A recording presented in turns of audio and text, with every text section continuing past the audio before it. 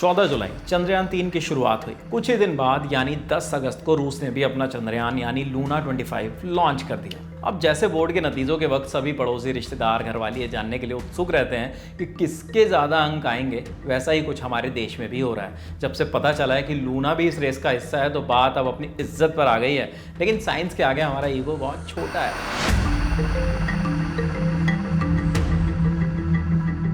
तो बात यह है कि चंद्रयान 3 पिछड़ रहा है। लूना 21 अगस्त को चांद को छू लेगा। चंद्रयान को 2 दिन ज़्यादा लगेंगे और 23 अगस्त तक पहुंच पाएगा। लूना से 3-4 हफ्ते पहले रेस शुरू करने के बाद भी वो पीछे रह गया है। चंद्रयान 5 अगस्त को ही धरती के मुंह से पीछे छुड़ाकर चांद के ऑर्बिट में पहुंच गया था और लूना तो अब तक धरती के ही चक्कर काट रहा है। फिर भी वो पहले कैसे पहुँच सकता है? अब इतने बड़े मिशन को कम से कम खरगोश और कछुए से कंपेयर मत ही कीजिएगा। लेकिन लूना का स्टेटस जानकर उस दोस्त की याद आ गई जो पूरे साल पढ़ाई नहीं करता था लेकिन फिर भी आखिर में सबसे अच्छे अंकों के साथ पास हो जाता था।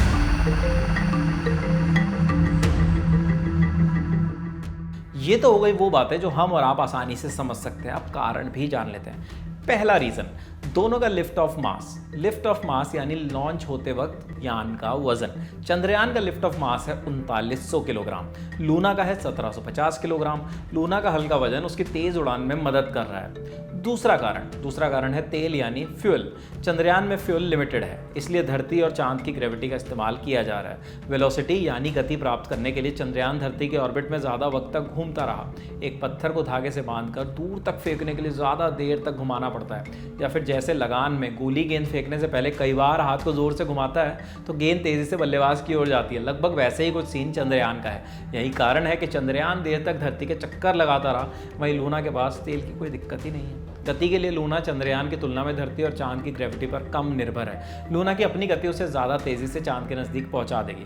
चंद्रयान को धरती की ऑर्बिट से निकलकर चांद की ऑर्बिट तक पहुंचने में 22 दिन लगे, जबकि लूना सिर्फ 6 दिन यानी 16 अगस्त तक चांद की ऑर्बिट में स्थापित हो जाएगा। 5 अगस्त को चंद्रयान चांद की ऑर्बिट में स्थापित हो गया था।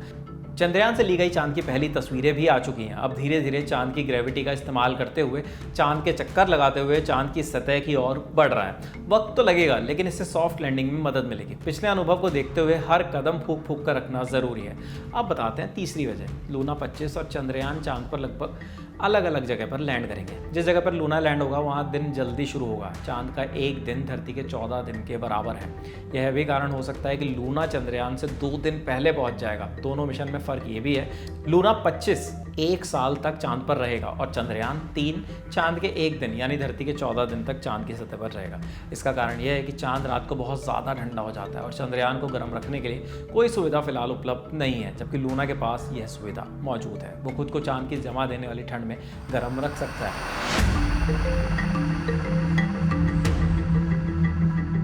कुछ लोग कह रहे हैं चीटिंग करता है रूस के लॉन्च की टाइमिंग पर सवाल उठ रहे हैं। अभी लॉन्च क्यों किया? पहले या बाद में भी तो हो सकता था।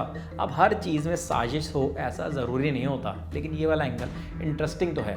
मनोहर Parrikar Institute for Defence Studies and Analysis के अजय लेले इन बातों को खारिज करते हुए बताते हैं कि रूस और भारत साथ में काम कर चुके हैं। उन्होंने बताया कि चंद्रयान 2 के समय रूस ही लैंडर रोवर को डिज़ाइन करने वाला था, लेकिन किसी कारण रूस को पीछे हटना पड़ा। बाद में भारत ने खुद ही लैंडर रोवर बना डाला। लेले ने बताया कि रूस स्पेस के मामले में भारत का सहयोग ही रहा है। लेले इसके पीछे इस तरह के किसी भी नेगेटिव एंगल को सिरे से नकारना ही ठीक समझते हैं। अब देखते हैं, हमारा चंद्रयान देर से पहुंचेगा लेकिन पहुंचेगा ज़रूर। इस स्टोरी के लिए रिसर्च किया है हमारे साथी दीपक कौशिक ने। और अगर आपको देश दुनिया की और भी खबरें चाहिए तो हमारे चैनल लल्लन टॉप को झट से सब्सक्राइब कर लीजिए।